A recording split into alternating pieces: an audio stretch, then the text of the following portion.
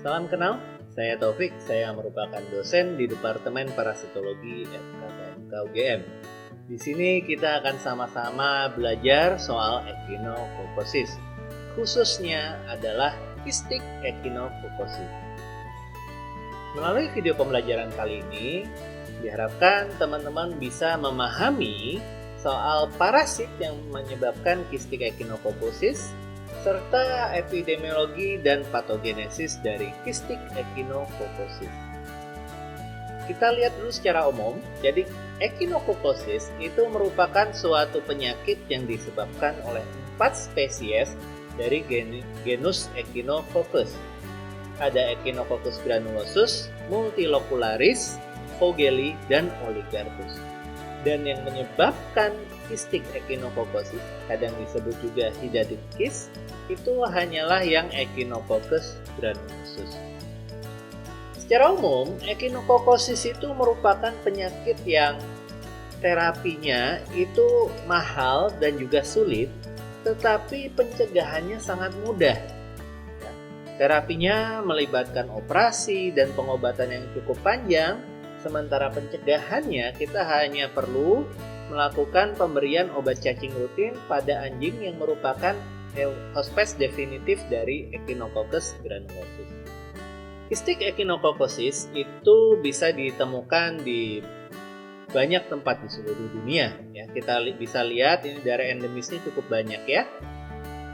Bahkan ini ada beberapa daerah ya, terutama di Asia Tengah, Afrika bagian utara, dan Amerika Selatan yang dia merupakan daerah yang hyper endemik ya, yang endemisitasnya sangat tinggi.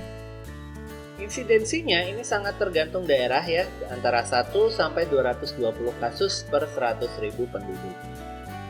Nah, karena patogenesisnya ya, nanti kita akan bahas lebih lanjut di belakang. Hidatitis ini cenderung ditemukan pada pasien usia dewasa muda ya. Jadi antara 19 tahun sampai ya mungkin pertengahan 20 tahun. Faktor risiko utama dari Cystic echinococcus adalah kontak yang rutin dan erat dengan anjing yang merupakan hospes definitif utama dari Echinococcus granulosus. Nah, ini yang bentuk dewasanya ya. Kita bisa lihat di sini dia bentuknya seperti sosis yang kemudian ada ekornya. Padahal tapi ekornya ini sebenarnya merupakan kepalanya ya. Jadi kita lihat ini mulai dari kepala, di bawahnya ini ada proglotit yang imatur, proglotit yang matur, kemudian makin ke belakang adalah makin gravid ya. Yang dewasa ini tidak mungkin ditemukan pada manusia ya, dia hanya ditemukan pada anjing. Panjangnya itu tadi hanya antara 1,2 sampai 7 mm. Nah, ketika si cacingnya ini bertelur ya, kemudian telurnya ini termakan oleh hospes intermediate-nya, termasuk hospes aksidental seperti manusia, ini dia akan bisa membentuk yang namanya kista hidatit. Kista hidatit ini terbentuk di berbagai jaringan di tubuh hospesnya, terutama di liver, di paru, tetapi kadang juga bisa ditemukan di central nervous system ya, atau di sistem saraf pusat.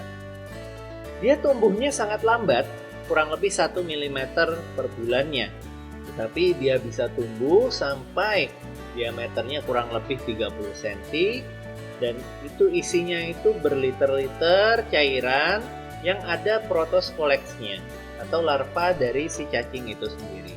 Ketika si kista ini ruptur, nah ini biasanya bertepatan dengan munculnya gejala klinis ya. Karena rupturnya kista ini akan menginduksi respon peradangan yang masif dari hospesnya.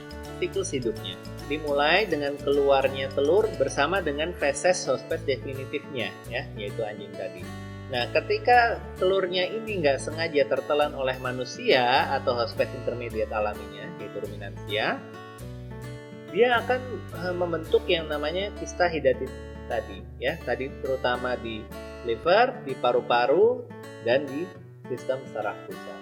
Gejala klinis dari kista hidatitosa atau Cystic echinococcus ini ada 2 penyebab ya. Satu tadi ya sudah sempat disinggung, adalah ketika kistanya itu ruptur, kemudian memicu respon peradangan yang cukup hebat dari hospesnya.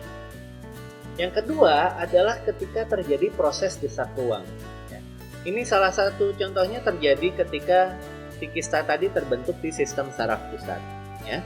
Kita tahu bahwa sistem saraf pusat ini dilindungi oleh tempurung kepala atau tengkorak. Ya. Ketika si kistanya tadi tumbuh, dia akan mendesak otak. Namun karena nggak ada tempat untuk berkembang, ya, dia akan menekan otak, kemudian memicu proses peradangan di sana. Ini yang tadi disebut proses desak ruang, atau seperti yang dituliskan di slide adalah mass effect. Nah, ketika ini terjadi, biasanya gejala klinis muncul lebih awal. Makanya, walaupun tadi di awal disebutkan bahwa seringkali gejalanya muncul di usia dewasa muda, tetapi bila terjadi pada sistem saraf pusat, ini bisa muncul lebih awal lagi. Nah, akan tetapi kita bisa sedikit bernafas lega bahwa sebagian besar kasusnya ini muncul ada di hepar atau di paru-paru. Sekitar 90%, jadi hanya sekitar 10% yang ada di organ-organ lain. Nah, kalau kita resume atau kita rangkum sedikit ya.